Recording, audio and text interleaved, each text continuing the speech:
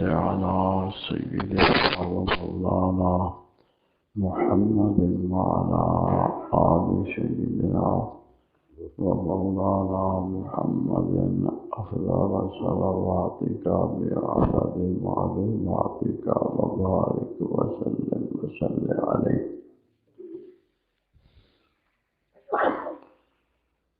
میرے عزیزو، 5 نمازیں ہیں، اس میں ایک نماز وسطیٰ ہے۔ قرآن مجید کے اندر اللہ تعالیٰ فرماتے ہیں حافظوا علی الصلوات والصلاۃ الوسطیٰ، نمازوں کی حفاظت کرو اور نماز وسطیٰ کی، نماز سب کی حفاظت کرنی ہے اور صلاۃ وسطیٰ کی۔ اب نماز وسطیٰ کیا ہے جس کی بہت بڑی تاکید آئی ہے؟ تو بعض بزرگ فرماتے ہیں یہ نماز جو ہے عصر کی نماز ہے۔ کسی نے ظہر کا قول کیا ہے، لیکن اتفاق اس پر ہے کہ نماز وسطیٰ جو ہے وہ نماز عصر ہے۔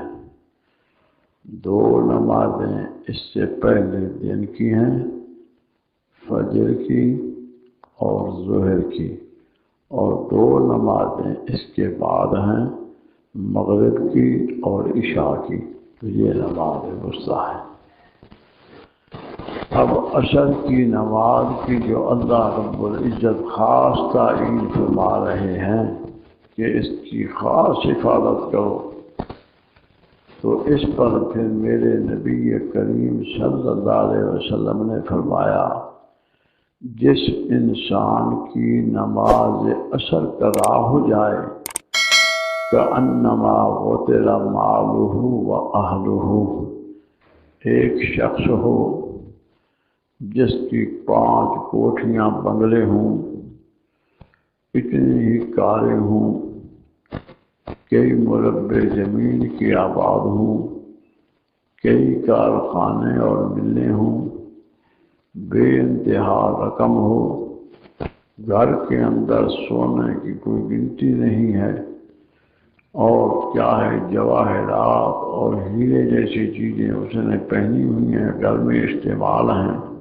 جو عورتوں کو وہ دیتے ہیں، نگینوں میں رکھتے ہیں ہیروں کو، اور اس کے 12 بچے ہیں، 6 بچیاں ہیں، 4 بیویاں ہیں، سارا گھر آباد ہے، خوش خرم ہے، اب اتنی نعمتیں اس کے پاس ہیں کہ جس کی کوئی انتہا نہیں۔ گھر کے اندر ہر قسم کا امن ہے، بھینسیں رکھی ہوئی ہیں اور دودھ صبح و شام پیتے ہیں، خدا کی نعمتیں بے انتہا ہیں، پھل فروٹ کی کوئی کمی نہیں ہے، سب کچھ اس کو عطا ہوا۔ نماز عصر کی اس کی قضا ہو گئی، اس کا اتنا نقصان ہوا کہ انما غتل مالہ و اہلہ، اس کے سارے بچے مر گئے، اس کی بچیاں مر گئیں، اس کی بیویاں مر گئیں، اس کے خاوند مر گئے، اس کے کارخانے ملیں تباہ ہو گئیں، اس کے مربع زمین کے ختم ہو گئے، کوٹھیوں کا نام و نشان نہیں، سب برباد ہو گئیں، سب گر کے ختم ہو گئیں۔ اچانک خدا نے سب کو برباد کر دیا۔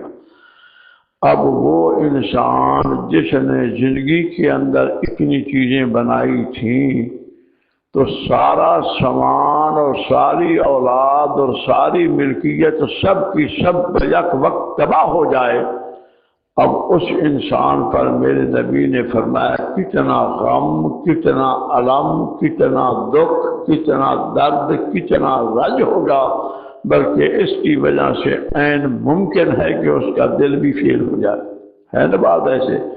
فرمایا عصر کی نماز قضا کرنے میں اس کا سب کچھ برباد ہو گیا، نہ جنت نصیب ہوگی، جہنم میں جائے گا، دروازہ جنت کا کھلے گا نہیں، خوشبو جنت کی پائے گا نہیں، تباہ و برباد ہو گیا، سارا گھر اس کا تباہ ہو گیا، قیامت کے دن کچھ ملا نہیں سوائے جہنم کے، کچھ حاصل نہیں، اوپر بھی آگ ہے نیچے بھی آگ ہے، آگ کے صندوقوں میں بد ہے، اللہ کا عذاب اس پر جاری ہے، خدا کی رحمت والی نگاہ اس پر نہیں ہے، تمام جہنمیوں سے نفرت کر رہی ہیں۔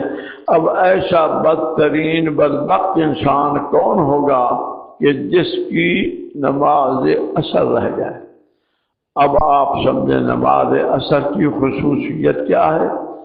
جو انسان نماز اثر کی پڑھے گا، جماعت کے ساتھ التزام کے ساتھ ساری زندگی پڑھے، تو اس کا نتیجہ کیا ہوگا؟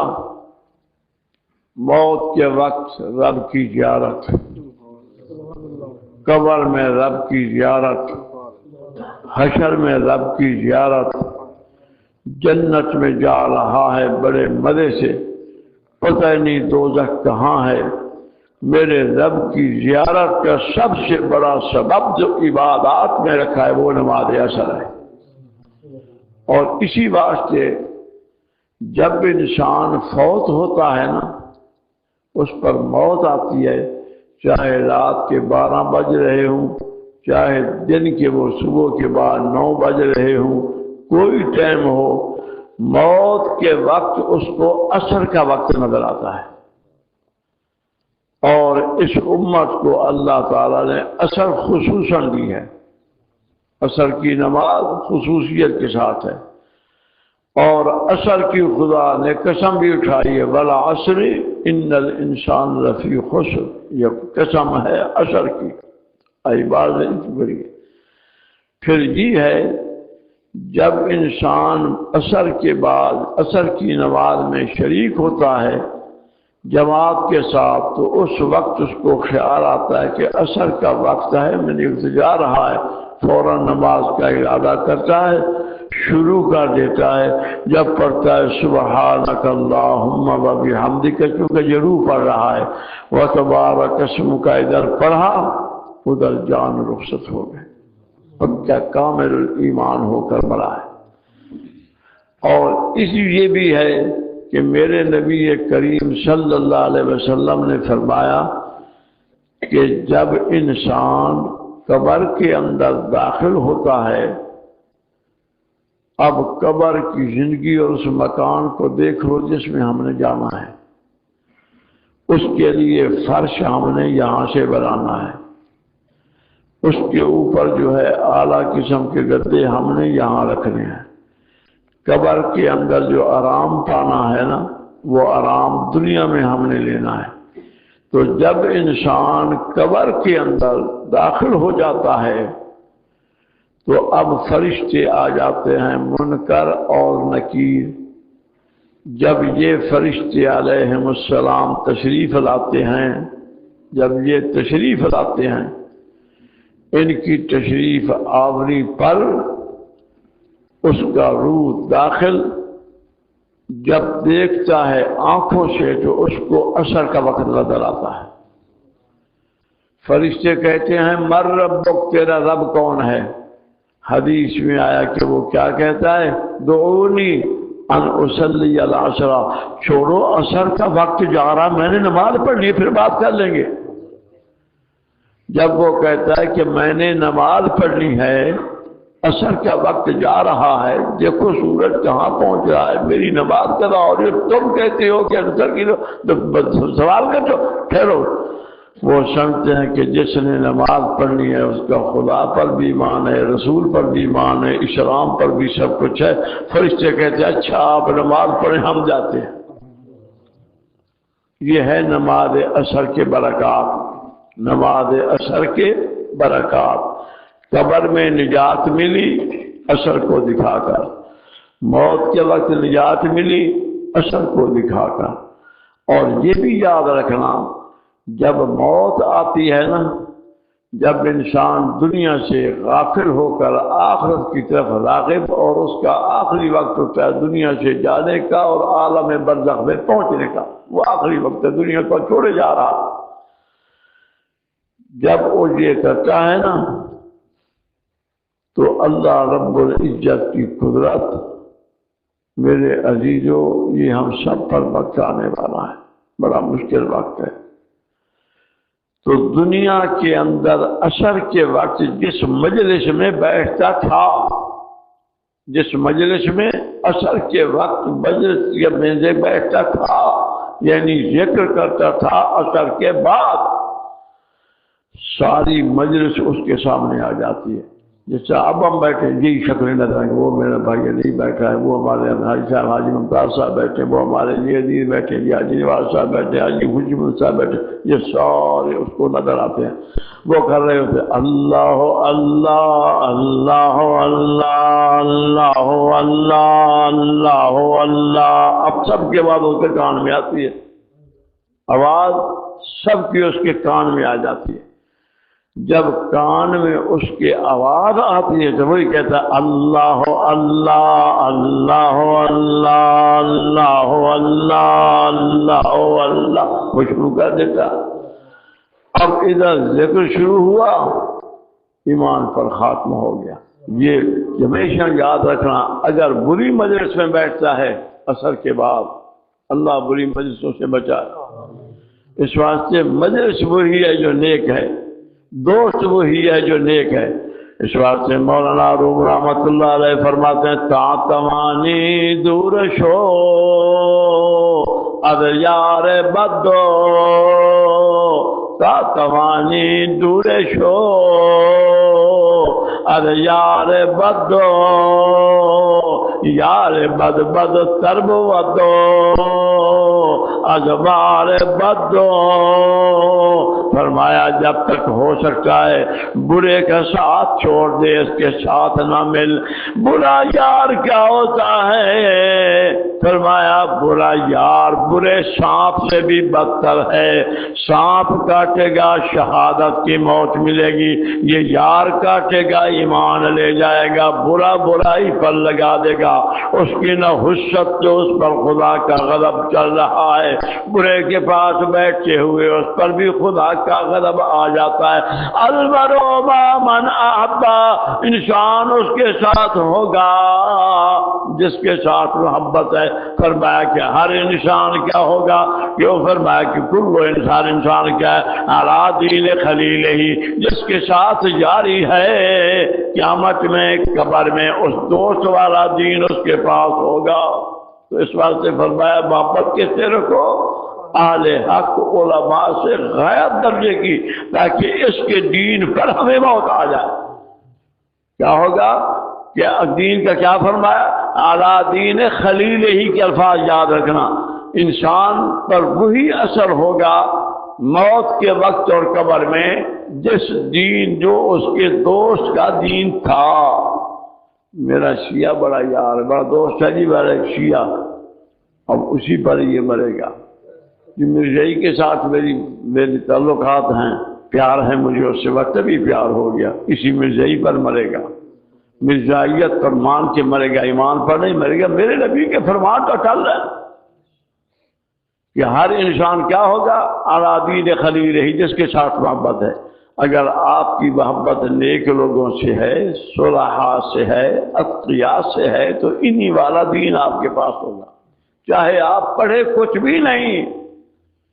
آپ دیکھیں حضرت امام محمد رحمۃ اللہ علیہ، جو ہمارے امام اعظم ابو حنیفہ کوفی رضی اللہ عنہ کے کیا تھے؟ شاگرد رشید تھے، بہت بڑا علم تھا۔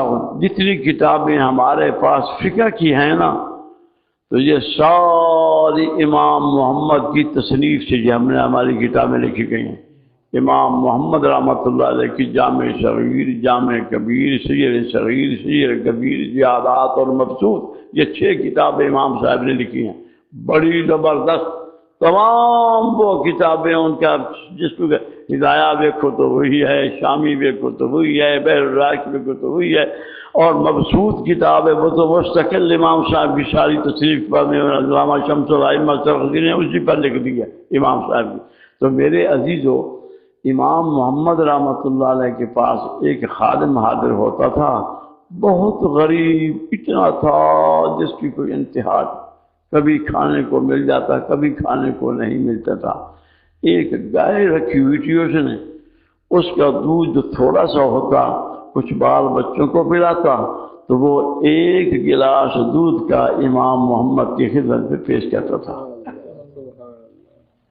کہ حضرت آپ یہ پئیں، میرے پاس زمین پر کچھ اور چیز نہیں ہے، اسی پر ہے، تو میں یہ چاہتا ہوں کہ آپ اس کو پئیں۔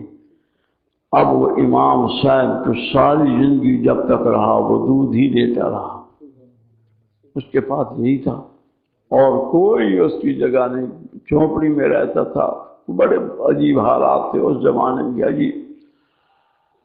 اب امام محمد رحمۃ اللہ علیہ کا انتقال ہو گیا، اللہ کی قدرت، امام محمد رحمۃ اللہ علیہ کے انتقال کے بعد اس کا 1 مہینے بعد اس کا بھی انتقال ہو گیا۔